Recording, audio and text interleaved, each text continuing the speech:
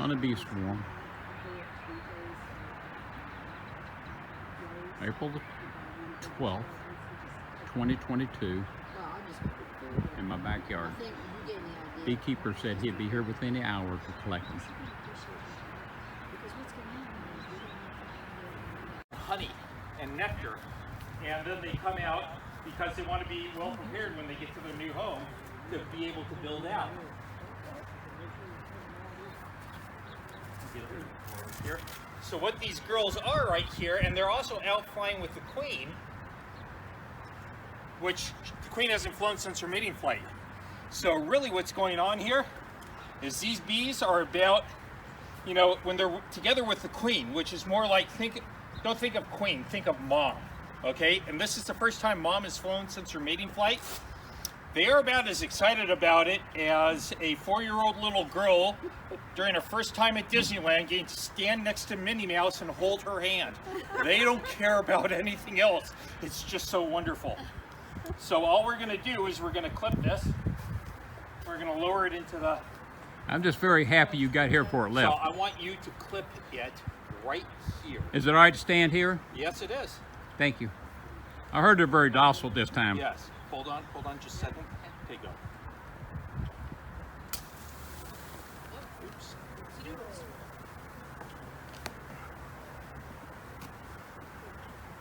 Okay. So, it's a bit of just a slight problem. Oh, you left the door open? Yeah, so I'll just open the door. Go in. Just do that. Right over here.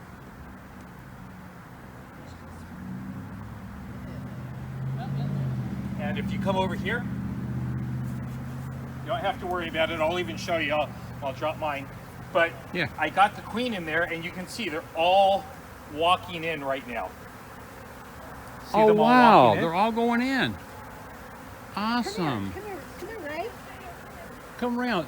All these bees are going into the box. You want to see it as it's doing.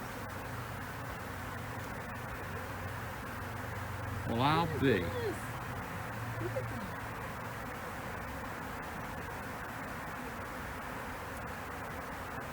You can hear them buzzing. They will not sting you because they're... No. So the reason why I wear this is the same reason why I wear my seatbelt when I'm driving in the car. I'm not going to get stung by most swarms, but just in case. Yeah. Right now, they are all wanting to go in there. I'm not interfering with them, and I'm being calm around them.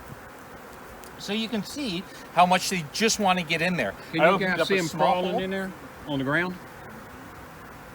This is so awesome. My grandkids are going to love Thank you this. for calling. No, thank you for showing up for so quickly. Well, you know, I just appreciate when people do that, because then we can do a little bit of education and and teach people about bees, and we can give them a new home. Yeah, I called the city and they gave me your number, and I says, you know, I said I don't want to spray them. I'd rather a beekeeper get them so you can start a new hive. We were picking up another swarm, and oh, you're the guy I originally talked to. Yeah. Oh, okay. Yep. This is a dream compared to this one. Isn't it? It's just so easy. Just go on, go home, and I'll take them and put them in it. To one of my bee yards. I've got bees in my backyard, and in some other people's backyards that want bees in their backyard. I just maintain the hives there, and they get pollination of their plants. And I think Andy used to have what? Bees next door. Oh, yeah? I can put them right next to another hive. Okay. They'll have their own How long space. does a swarm like that take to develop? Okay, so that's a good question. So the whole reason why swarms happen is because typically in nature, bees will make their homes in an area like this in a cavity in a tree, right? And in a hollow space, in very tropical areas, they can make them outside. But in areas like this where it gets cold, they make them in the cavities of a tree. A hollowed out space, and maybe it rotted out, or maybe another animal made a home in there. And this time of year, there is an incredible wealth of nectar coming available, all the way from now until the beginning of June.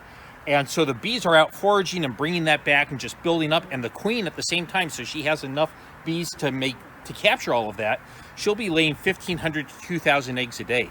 So the population is rapidly expanding. All of their nectar stores and honey is rapidly expanding, and they run out of elbow room pretty quickly.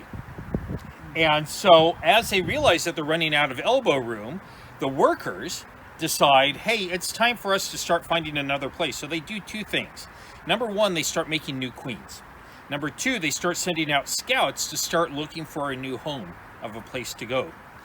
And about the time that those queen cells, those new queens, are getting ready to hatch out, the old queen will take, now, don't freak out, there's a bee in your hair and she's just checking you out. Okay. I'm gonna get her out of your hair. About the time that, they, just before the new queens emerge, she takes about half the bees, and they leave and they go to one of those places that the other bee, that the workers, the scouts, found, and they make that their new home. It's the super colony's way of dividing or replicating or reproducing. If you think of the bees as a colony, as a superorganism, it's the superorganism's way of reproducing. And just before they leave, they slim down, they stop feeding the queen a couple days before, so she slims down to flying weight.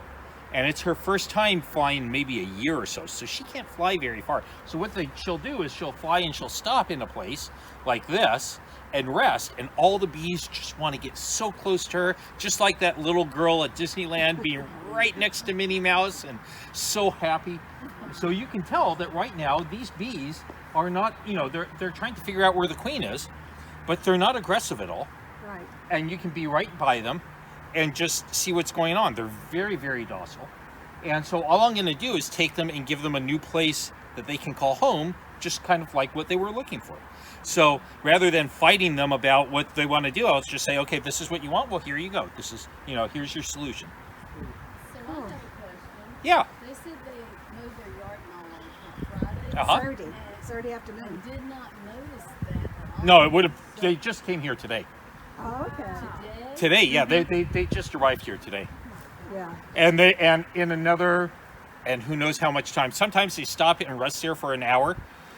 Sometimes it's 3 hours, because they're sending scouts out from here. And while they've swarmed, when they're out here is when they, as a superorganism, make the decision on where to go. And they do it as a democracy.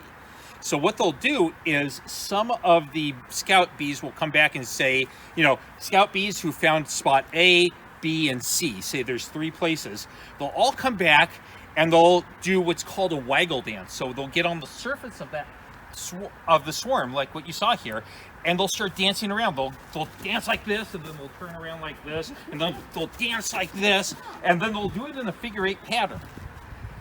And the more enthusiastic they are, the more bees that they might be able to convince to come to their place. And then the more they do that and go back and forth, they can convince more bees that that's the place to go, and they all make the decision together. But the neat thing is, when they're doing that waggle dance, they're actually giving all the other bees the directions on how to get to where they want them to go.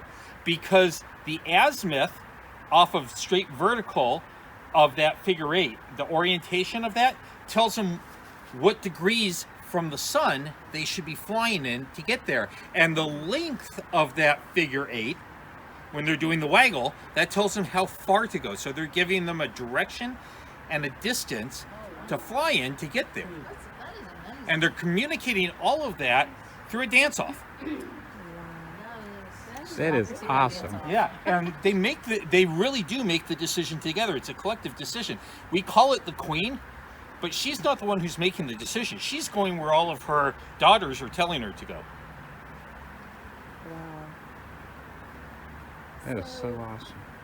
What is the hive made of, other than the bees? The hive? The hive of it. Well, I'll show you. How do they make that? West Virginia? That's awesome. And he never... There can be. Swarms are typically only half of a population of a hive. So, the size varies dependent on how big of a colony they're coming from in the first place. Can they be like bigger ones? Yeah, you can get bigger swarms than this, or you can get little teeny tiny ones. This is a pretty good size one. This is actually the first time I've gotten, second time. The first time was actually the other call we were on out today. So, It's certainly the biggest I've seen. So in one of my hives, I have them made up of boxes that like this. And inside this box, 8 of these frames will fit in side by side in this box. And what they will do is I'll put a little starter strip up here of wax for them to build off of. And they will build a sheet of honeycomb here, all little hexagonal shapes that they make almost all identical in size, that they do all of that in the dark. No rulers, no templates. They do it all by feel.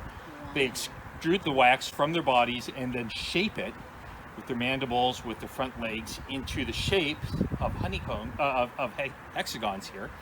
And they fill all of this out, and then they use those hexagons, that honeycomb, to both for the queen to lay her eggs in, which will hatch and become larvae, and they'll raise their young in there. Or they will store nectar that they will turn into honey, or they'll store pollen that they will use as food that they can then partially digest, and then feed to the larvae as the nurse bees. So you can see that they're all just kind of just getting together in here. That's unbelievable. I've never seen anything like that. I've seen like wasps. Yeah, I've heard they're also you can rub your hand on them and sting you. So, Yeah. like I say, my grandfather used to keep them back in West Virginia, beehives, Oh, cool. and he'd walk up to them just one puff of smoke. He never put on nothing. Oh, And he'd wow. collect the honey and all that, never got stung. Now me, I mean, they had something similar. I'm like a target. Yep, so they're just hanging out there. They're happy that they're with the queen. Hopefully I can get them to go inside. Actually, if I light up my smoker, I should be able to get them to go Yeah. inside. Yeah, you do that. I'm sorry. You didn't stop the video, did you? Okay. This is How long does awesome. it take to get them all in there? Well, not well. You know, they take their own time. They're on their own clock, but they don't always read the same books that I read. So, Oh wait, the beekeeper's name was Andy, and Peggy. yeah, Yeah. Andy Western. They sound Andy, pretty smart. yes. Yeah, so we talked to him on our way over here. He had heard about it. And Oh, okay. wanted to make sure that we Cool. had it. Yeah, he's in the He's a look nice ahead. guy. He's a very nice guy. He is Katie's mentor. Yeah, I was gonna say he's actually my mentor. Oh, Yeah, okay. he's the one who taught me. They used to have Uncle Howard Oh yeah. and I walked over and I watched him. He's yeah. So if you notice, they're starting to go in more now that I'm putting some smoke on them. What exactly is this doing? Peggy. So it is, it does a couple of things. Smoke masks their alarm pheromone. So they communicate using pheromones quite a bit. So it masks that, but one of the other things that it does is it triggers a reaction on them to move inside or move away from the smoke. And that's what I'm trying to get them to do.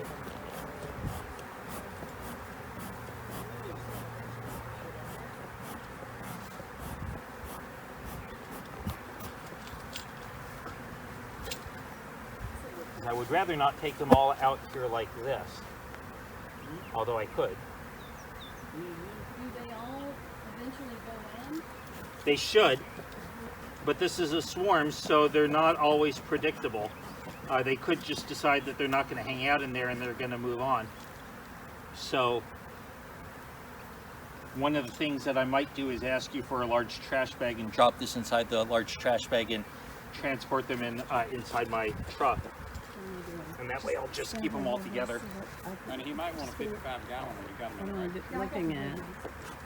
What am I looking at? If that's not too much trouble. right. No. We're all putting them in the Yeah. They do too. Oh yeah. I'll take them back, put them in a box just like this in my yard with a bunch of frames that they can dry out, and they'll be happy as clams. Yeah, there is. Oh yeah. And So are you, we. and you don't have a fear of them stinging you, or I get stung every now and then, but see, most of the how long time, have you been doing this? this is my 7th year. That's not So nice. Andy's been doing it. The guy he was mentioning has been doing it a Mm-hmm. lot longer.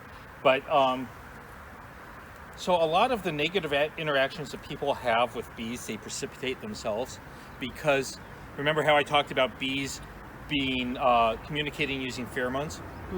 So they've got an incredible sense of smell, and we have a really poor sense of smell.